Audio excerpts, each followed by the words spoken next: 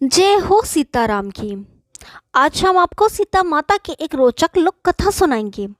माता सीता की ये रोचक लोक कथा आपका दिल जीत लेगी, धन के भंडार भर देगी।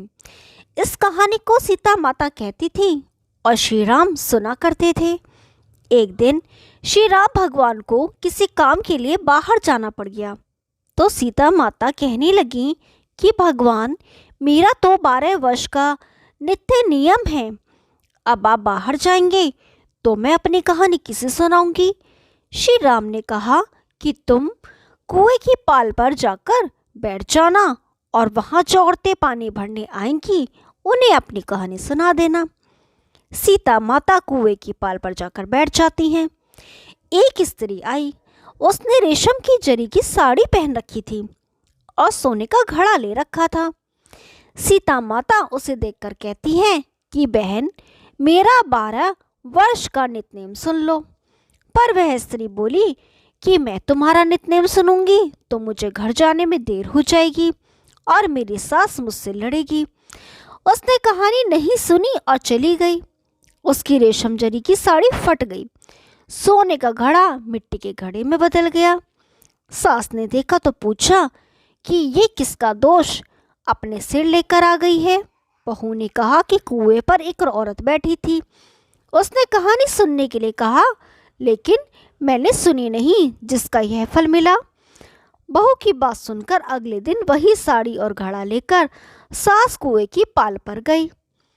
सास को वहीं सीता माता बैठी मिली तो माता सीता ने कहा, बहन मेरी कहानी सुन लीजिए। सास बोली कि एक बार छोड़, मैं तो 4 बार कहानी सुन लूंगी। राम आए लक्ष्मण आए, देश के पुजारी आए, नितनेम का नेम लाए, आओ राम बैठे राम।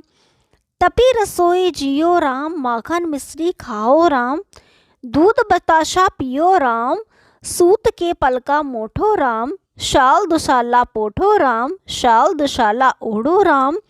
जब बोलूं राम ही राम, राम सवारे सबके काम, खाली घर भंडार भरेंगे, सबका बेड़ा पार करेंगे। श्री राम जय जय राम। सास बोली कि बहन कहानी तो बहुत अच्छी लगी। कहानी सुनकर सास घर चली गई और उसकी साड़ी फिर से रेशम जरी की बन गई। मिट्टी का घड़ा फिर से सोने में बदल गया। बहू कहने लगी, सासू माँ, आपने ये सब कैसे किया? सास ने कहा, बहू तू दोष लगा के आई थी और मैं अब दोष उतार कर आ रही हूँ। बहू ने फिर पूछा कि वह कुएं वाली स्त्री कौन है? सास बोली, वे सीता माता थीं।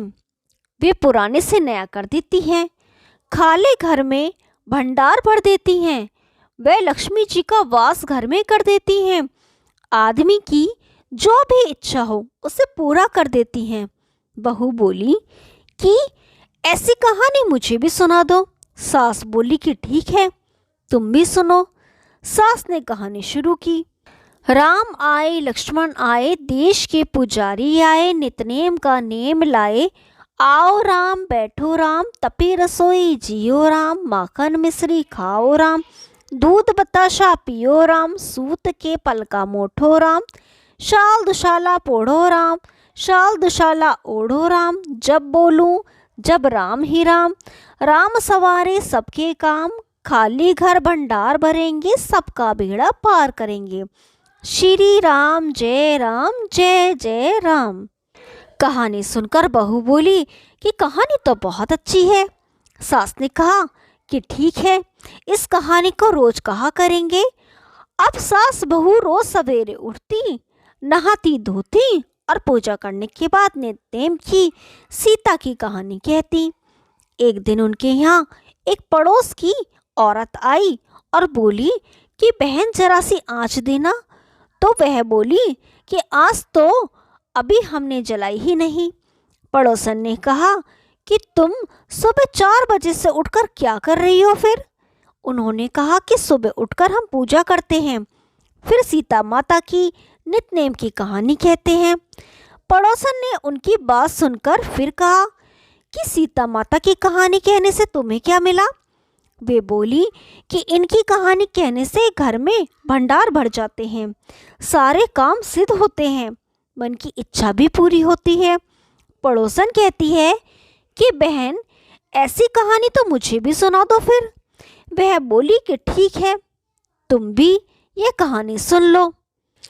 राम आए लक्ष्मण आए, देश के पुजारी आए, नितनेम का नेम लाए। आओ राम बैठो राम, तपी रसोई जियो राम, माखन मिश्री खाओ राम, दूध बताशा पियो राम, सूत के पल का मोठो राम, शाल दुशाला पोड़ो राम, शाल दुशाला ओढ़ो राम, जब बोलूं जब राम ही राम, राम सवारे सबके काम, खाली घर भंडार भरेंगे, सबका बेड़ा पार करेंगे। श्री राम जय जय राम। सारी कहानी सुनने के बाद पड़ोसन कहने लगी, बहन, कहानी तो मुझे बहुत अच्छी लगी। अब वह पड़ोसन भी नितनेम सीता माता की कहानी कहने लगी। कहानी कहने से माता सीता ने पड़ोसन के घर भी भंडार भर दिए। अब तो पूरे मोहल्ले में नितनेम की कथा चल पड़ी।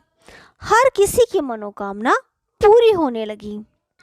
हे सीता माता, जैसे आपने उनके भंडार भरे, वैसे ही आप हमारे भी भंडार भरना, कहानी सुनने वाले के भी और कहानी कहने वाले के भी।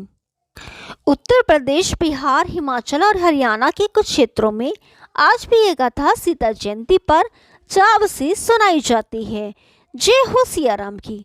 यदि आपको ये कहानी पसंद आई तो वीडियो को लाइक कीजिए, शेयर कीजिए और चैनल को सब्सक्राइब कीजिए। हम आपके लिए ऐसी रोचक पुरानी कथाएं लाते रहेंगे। तब तक के लिए नमस्कार।